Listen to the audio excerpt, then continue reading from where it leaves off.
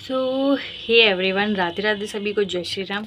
आज की इस वीडियो में बताने वाली हूँ कि राखी कब बांधें और मतलब किस समय बांधें। जैसे कि आप जानते हो कि सोमवार वाले दिन रक्षाबंधन पड़ रहे हैं, तो राखी किस समय बांधनी चाहिए, क्योंकि पिछली साल की तरह इस बार भी भद्रकाल पड़ रहा है।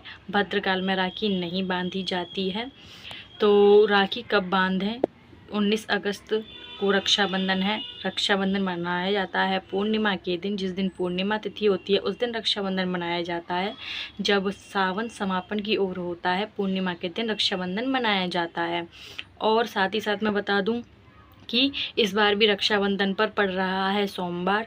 तो सोमवार पड़ रहा है, बहुत ही ज़्यादा शुभ दिन है, क्योंकि वो महादेव का दिन है, तो बहुत ही ज़्यादा शुभ है। और सावन भी समाप्त हो रहे हैं, तो इसलिए भी बहुत ज़्यादा शुभ दिन है। तो राखी किस समय पर बांधनी है, तो भद्रकाल का समय जो शुरू हो रहा है वो शुरू हो रहा है 19 अगस्त सुबह 5:03 पर, और रहेगा वो दोपहर के 1:30 बजे तक। तो भद्रकाल में राखी नहीं बांधी जाती है।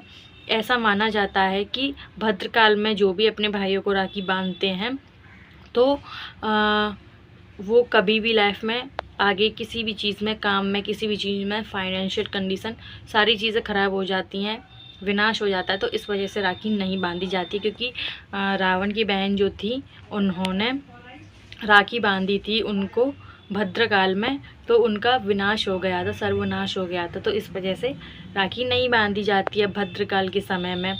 तो सोमवार का जो दिन है वो रहेगा सुबह 5 बजे से 1:30 बजे तक का भद्रकाल समय रहेगा। उसमें राखी बिल्कुल भी नहीं बांधनी है।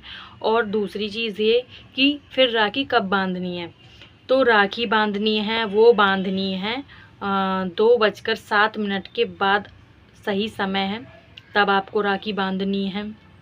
और साथ ही साथ मैं बताऊंगी कि राखी बांधते समय हमें कौन सा मंत्र बोलना चाहिए।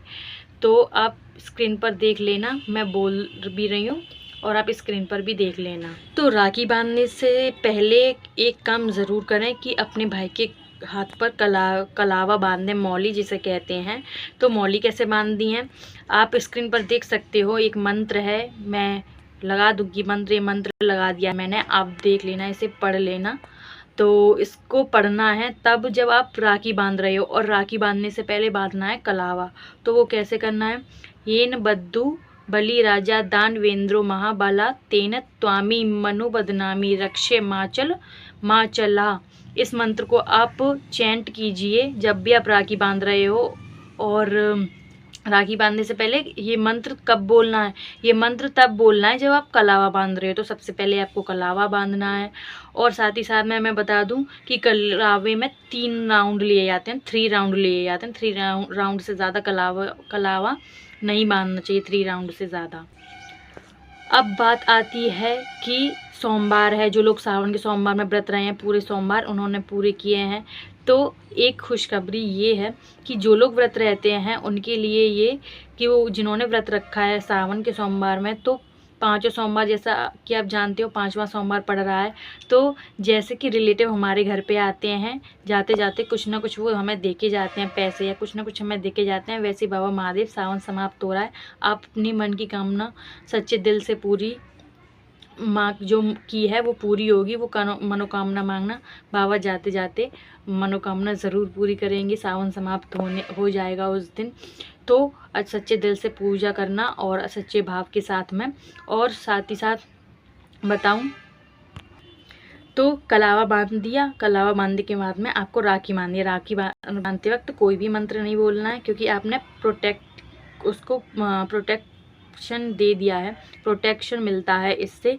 ये पता है क्यों बांधा जाता है, सारी बुरी बलाओं से आने वाली जो भी मुसीबत होती है, और जैसे कि नेगेटिव एनर्जी होगी, सारी चीज़ों से ये दूर रखता है ये मंत्र। जब आप बोल लोगे ना ये वाला जो मैंने अभी बताया, तो वो इसलिए, ठीक है। और आपने ध्यान से सुनना, कभी भी जब पंडित जी कलावा बांधते हैं ना, तब वो यही मंत्र बोलते हैं, वो ये मंत्र प्रोटेक्ट करता है। तो आप समझ गए होंगे, जस्ट होप कि आप समझ गए होंगे। तो अब बात आती है कि व्रत कैसे रखें। देखिए, जैसा कि आपने चारों सोमवार पूजा की है, वैसे ही आपको इस सोमवार पर 5वें सोमवार पर व्रत रखना है, वैसे ही पूजा करनी है जैसे 4 सोमवार में की थी। और हाँ, तो जैसे कि अब 2 बजे के बाद राखी बांधी जाएगी, वही शाम का समय हो जाएगा। कुछ लोग इस व्रत में अन्न खाते हैं, तो जैसे आपने व्रत रखा है फर्स्ट डे से, आप वैसे ही व्रत रखें और साथ में अन्न ग्रहण कर सकते हैं। पर इस बात का ध्यान रखें, इस दिन लहसुन, प्याज और बाहर की चीज़ें बिल्कुल भी ना खाएं। और जैसे आपको पूजा करनी है, जैसे आपने 4 सोमवार पूजा की है, आपको वैसे ही ठीक पूजा करनी है, ठीक है। ज़्यादा कुछ नहीं करना, जैसे आप 4 सोमवार पूजा करते आए हो वैसे ही आपको पूजा करनी है। और शाम के वक्त अपना पूजा करके व्रत खोल लेना है, लेकिन लहसुन प्याज बिल्कुल भी नहीं खानी है। और पॉसिबल हो सके तो बाहर का कुछ भी मत खाना, क्योंकि बाहर का खाने में ये होता है कि पता नहीं क्या कैसे बनाया हो, किस तरीके से बनाया हो। तो इस बात का भी ध्यान रखें कि बाहर का खाना अवॉइड करें हो सके तो, ठीक है। और आप व्रत रख सकते हो, बिल्कुल रख सकते हो। जब 4 सोमवार व्रत रखे हैं तो 5वां सोमवार भी आपको व्रत रखना चाहिए, ठीक है। तो आई जस्ट होप कि ये दोनों चीज़ें आपकी समझ में आ गई होंगी। राखी 2 बजे के बाद ही बांधें और जैसे व्रत रखा है आपने 4 सोमवार वैसे ही व्रत रहें। ये चीज़ मैं बार बार इसलिए बोल रही हूँ क्योंकि शायद हो सकता है समझ ना आ रहा हो, अच्छे से समझ गए होंगे आप। तो भद्रस काल के समय राखी बिल्कुल भी ना बांधें अपने भाई को। और जैसे कि बताते हैं कि भाई प्रोटेक्ट करता है इसलिए भाई को राखी बांधी जाती है, नहीं। राखी क्यों बांधी जाती है भाई को, रियल मायने में इसका मीन क्या है, इसका मीन ये है कि राखी इसलिए बांधी जाती है ताकि भाई को प्रोटेक्ट किया जा सके, भाई प्रोटेक्टिव रहे, इसलिए राखी बांधी जाती है। ना कि वो बहन की रक्षा करेगा, नहीं। जब आप कलावे के साथ साथ राखी के साथ साथ कलावा दोनों चीज़ें बांधते हो तो, और राखी भी बांधते हो साथ में, वो भाई की प्रोटेक्शन के लिए होता है कि भाई को हर मुसीबत से बचाया जाए और हर परेशानी से आने वाली जो भी बलाएं वो सारी की सारी दूर हो जाएं, इसलिए राखी बांधी जाती है। रियल मीन ये होता है। कुछ लोग समझते हैं कि राखी इसलिए बांधी जाती है कि भाई रक्षा करेगा बहन की, नहीं, भाई के प्रोटेक्शन के लिए राखी बांधी जाती है।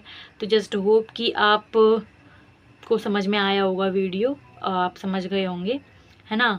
और चलिए इस वीडियो को एंड करते हैं। सभी को हैप्पी रक्षाबंधन की हार्दिक शुभकामनाएं सभी को। अपना ख्याल रखना। हर हर महादेव। जय श्री महाकाल।